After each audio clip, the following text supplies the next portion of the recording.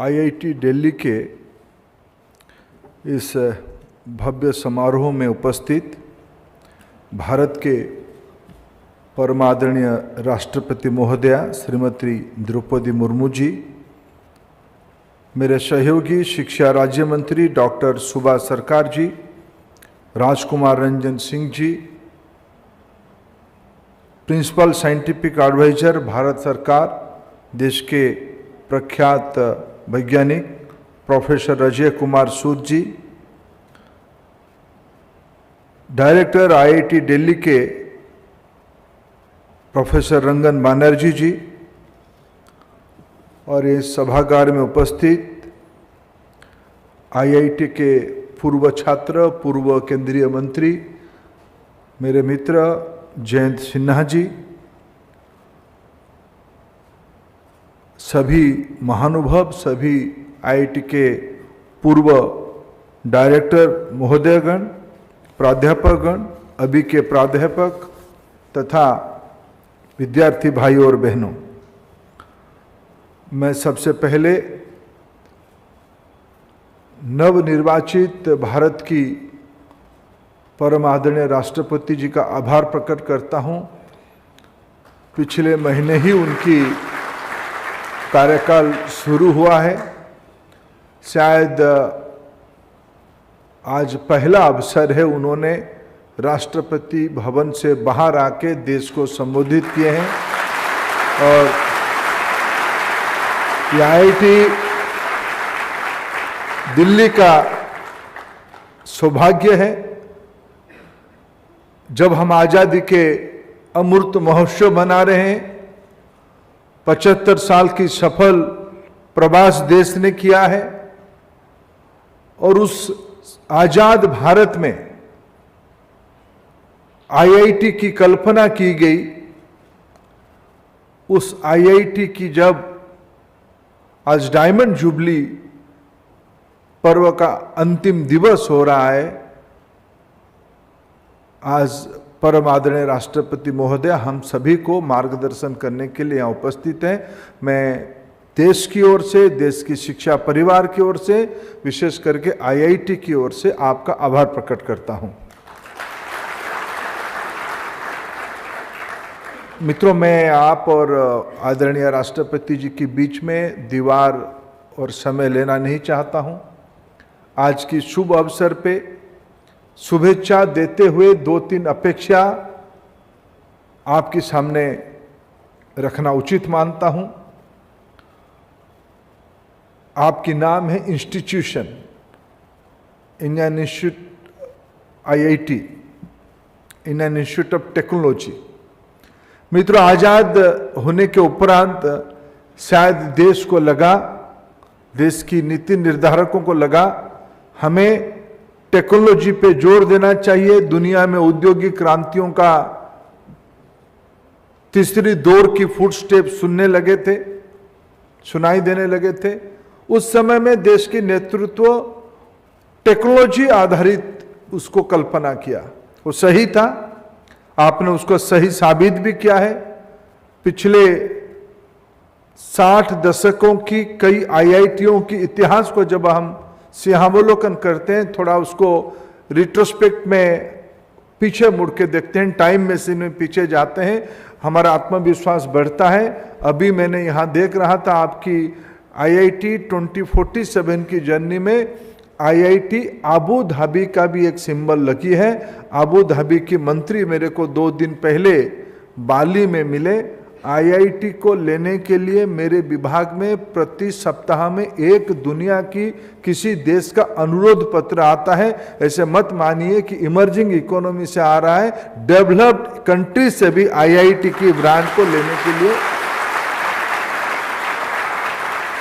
मित्रों, हम जब पहला औद्योगिक क्रांति हुआ हमको समझ में नहीं आया, हम गुलामी में थे।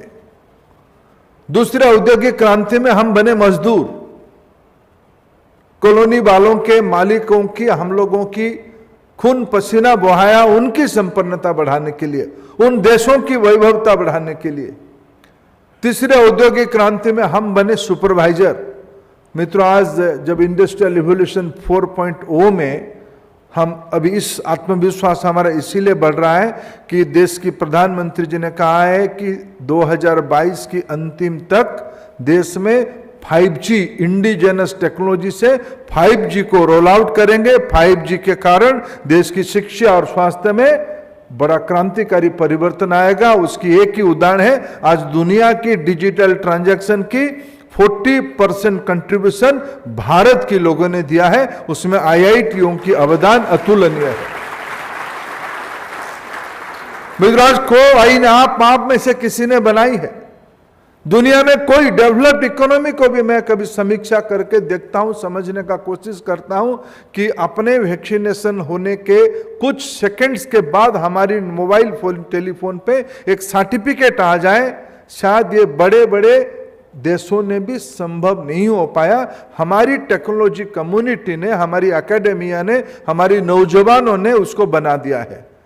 मित्रों, मौका आया है 2047 तक, प्रधानमंत्री जी ने कहा और IIT ने उसकी चैलेंज को भी स्वीकार कर लिया है कि 2047 तक आने वाले 25 साल में, अमृत काल में, हम भारत को विकसित देश बनाएंगे, डेवलप्ड कंट्री बनाएंगे, इसमें कोई संदेह नहीं है।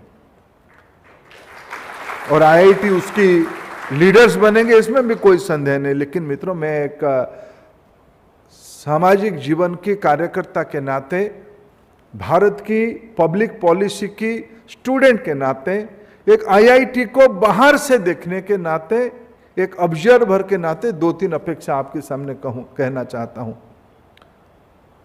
You are no more institution,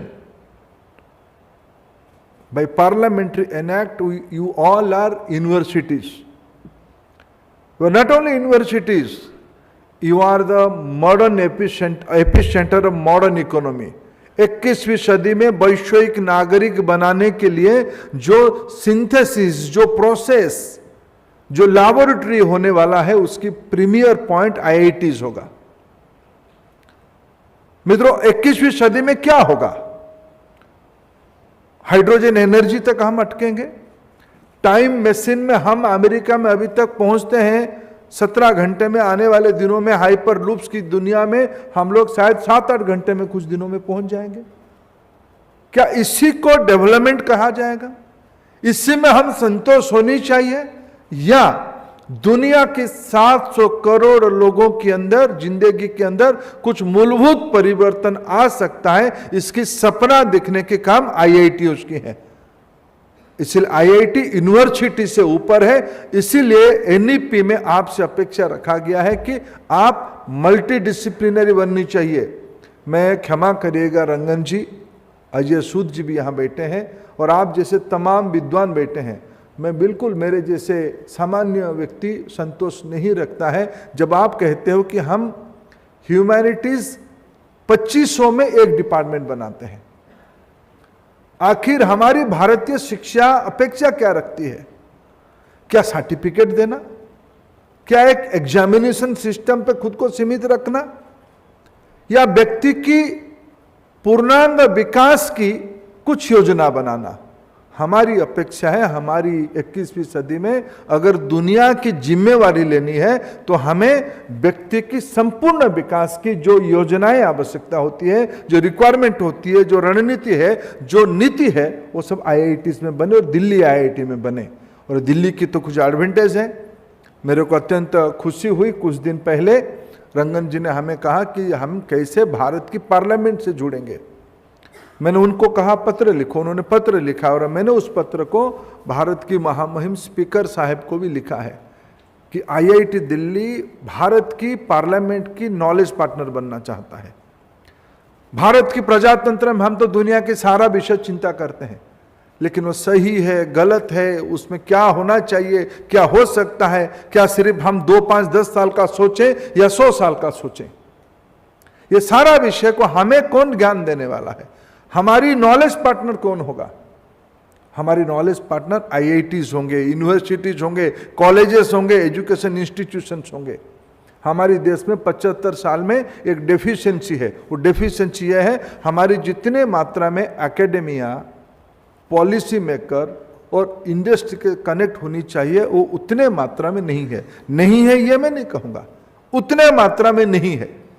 जो जिस क्षेत्र में काम करता है, हमें लगता है कि हम सर्वश्रेष्ठ काम करते हैं, लेकिन हम एक दूसरे को कॉम्प्लीमेंट कैसे करें, शायद अमृत काल की यही सबसे बड़ी आवश्यकता है।